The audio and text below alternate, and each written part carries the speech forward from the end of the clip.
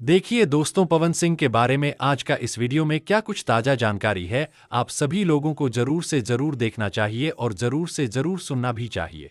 खास करके पवन सिंह के जो भी कट्टर फैन है, उन लोगों को तो इस वीडियो को बिना स्किप एकदम शुरू से लास्ट तक जरूर से जरूर देखना ही देखना चाहिए।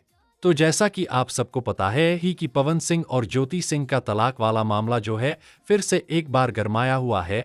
तो वही मामला को लेकर के पवन सिंह का अपना निजी फैसला क्या कुछ आया है, आज का इस वीडियो में हम आपको बताएंगे। पवन सिंह जी का कहना क्या कुछ है, वह चाहते आखिर क्या है, सारा कुछ बताएंगे।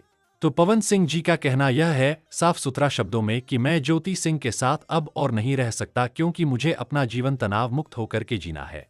पवन सिंह जी आगे कहते हैं, ज्योति सिंह से मुझे पीछा छुड़वाने के लिए घर से दबाव आ रहा है कि जल्दी कोर्ट कचहरी का मैटर को जो है खत्म करो, ज्योति से पीछा छुड़वाओ और तनाव मुक्त होकर के जीना है।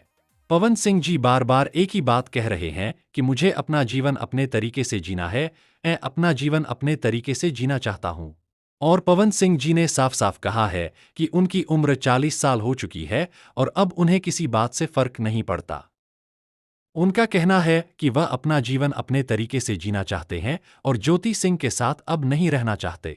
उन्होंने यह भी कहा कि उनका पूरा जीवन खराब हो गया है और इसलिए अब वह इस रिश्ते को आगे नहीं बढ़ाना चाहते। वह जल्द ही कोर्ट जाकर जज साहब से तलाक की मांग करेंगे। साथ ही उन्होंने जनता से माफी भी मांगी है।